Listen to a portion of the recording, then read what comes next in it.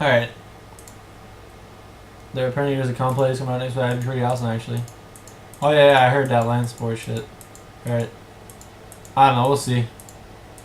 Hopefully it makes it easier to run these EGLs. Fear is going to EGL as well. Fear should be a good team as well. Fear was whenever we played them like a long time ago now, but they were fairly good. So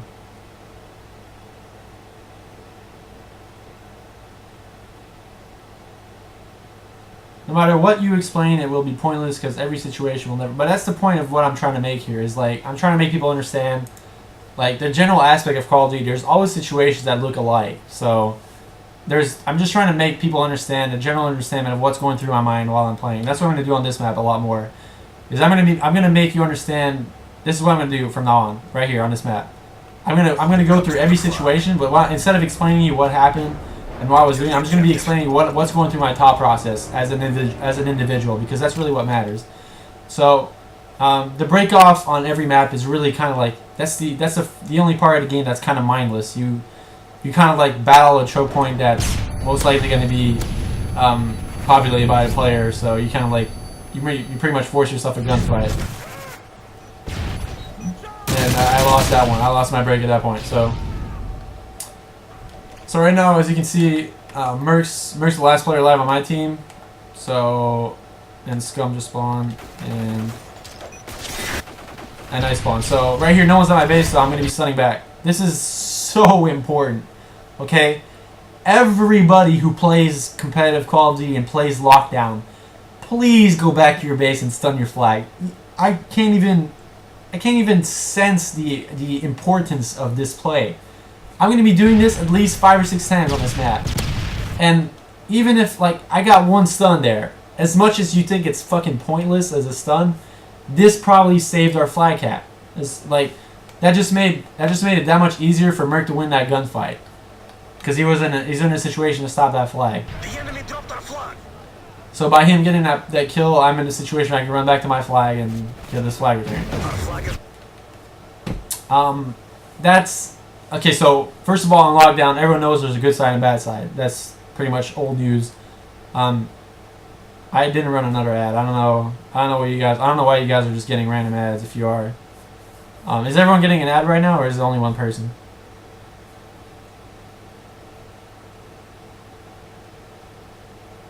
Yeah, no, okay, good. I would have been kind of worried if everyone's getting random ads. Okay. So the importance of running back your flag is always important. It's not. First of all, on Lockdown, if you don't control your flag area, you don't control the map on that side. The only way you can actually win the bad side of Lockdown is by, first of all, successfully defending your flag multiple times, because there's obviously going to be the good side. You at least have like 2 or 3 chances a map of getting a flagpole if you play it right. And after that, it's about getting control of their side. You have to be completely overly aggressive. This is a map where you want to be in their face. The thing about the good side is when you die, you spawn really far back most of the time. So if you can take advantage of that on the bad side, you can delay that next push and obviously buy yourself time. And at that point, you kind of make yourself the bad side a better side for yourself. It's really about countering that good side as much as you can. So at this point, we're all alive and we have a kill, and there's a guy on spawn. So my teammate just died Hall.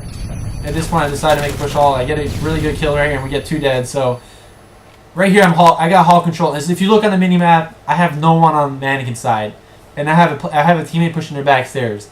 So this is a really like kind of like iffy situation. At this point, I have to stay alive. I cannot be really overly aggressive like I said that you have to be, because if you don't control mannequin side, they might be spawning mannequins. So if I just run up and die, or I could have at this point, it'd probably been better for me to back up, which is I don't think what I do. So at this point, I kind of just watch hallway and try to make a play. But at this point, I don't know what happened there. I just didn't shoot that guy, and he got a good kill on me. And then my teammate pulled the flag, and he ends up getting caught by 2 guys at their base. So that's actually not that's not as worse situation as it could have been, because they weren't actually pushing our flag as much as I thought they were. So at this point, we're able to run back to our flag and put ourselves in defensive posture.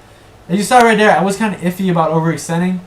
At this point, we have no one on their side of the map. So this is an important situation. The only times you want to be overextending on this is when there's when you have teammates on their side of the map. For the simple reason because if you overextend and you die right away and there's nobody on their side, that's kind of like a free kill you give them. There's no point. It's a dumb debt. So there's obviously this is another thing I'm going to talk about. There's such a thing as a good debt. You can die and help your team out by dying. By this will be by showing where the opponents are at, because obviously when you die you know where the other team's at. So it's kind of like a UAV if you say so. So if you overextend and you die and there's none of your teammates in a position where there's no point in, like, there's no trade kills. You can't get the kills that the player killed you from. So you can't trade kills, which is kind of pointless. So obviously I run back to my flag once again, stunning my flag.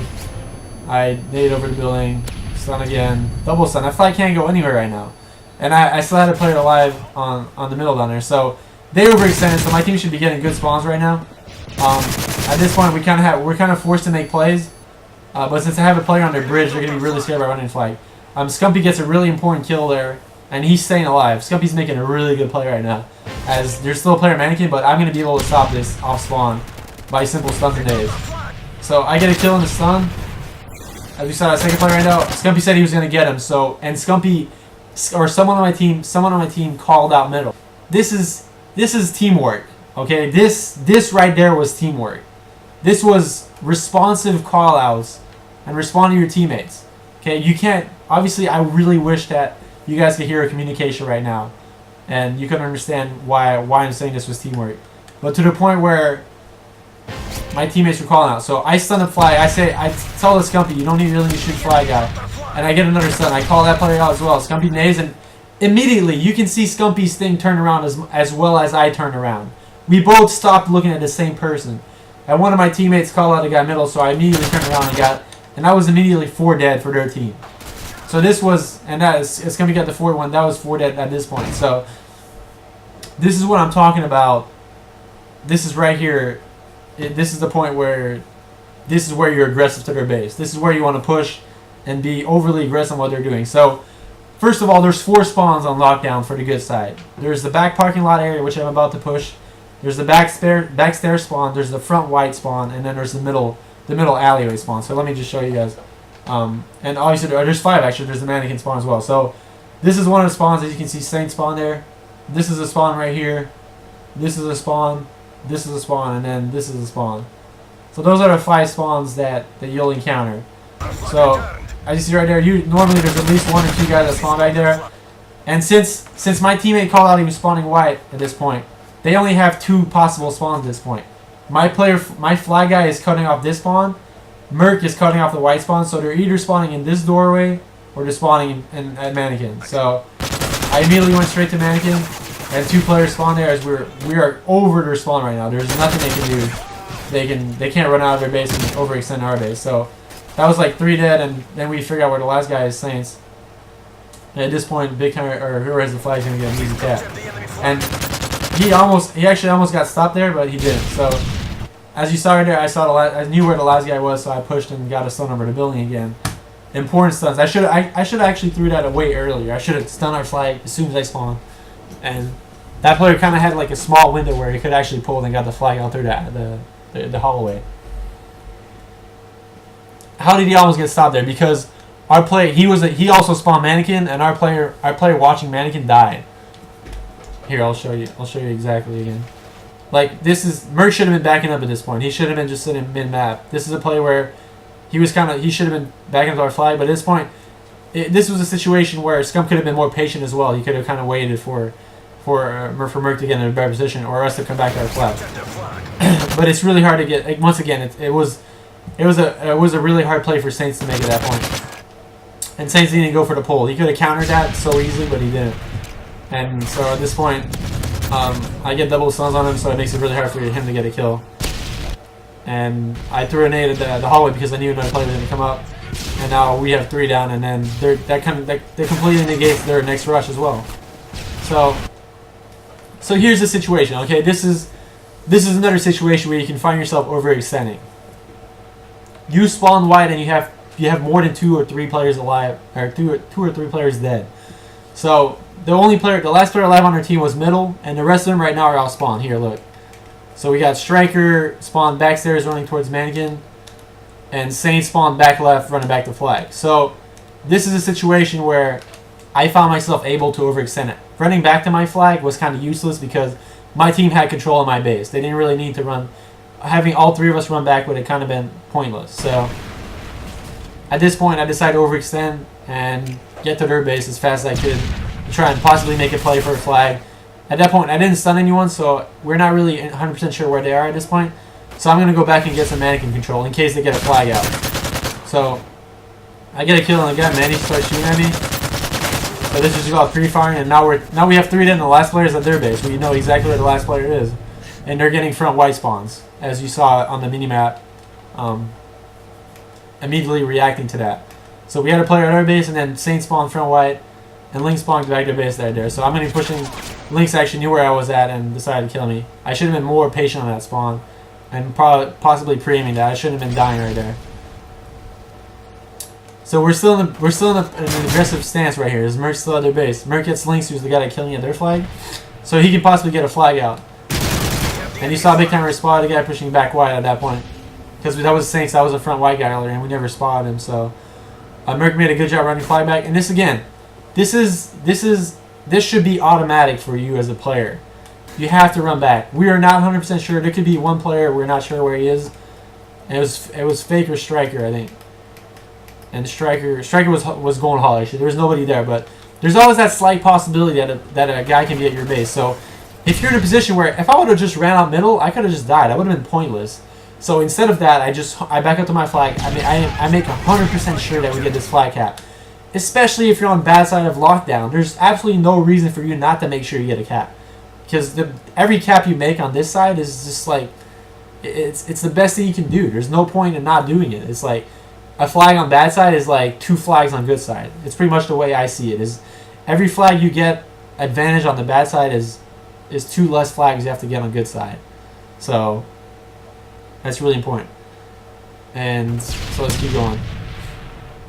Right there I probably stunned my own player with that stun. And right here I spotted a guy bridge.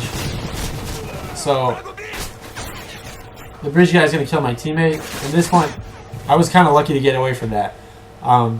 This was kind of like weird on me and Merc's part. We kind of like just held hands and pushed forward. And at that point, I should have been focusing on that bridge guy coming back to my base possibly. But that was a weird situation where I wasn't really entirely.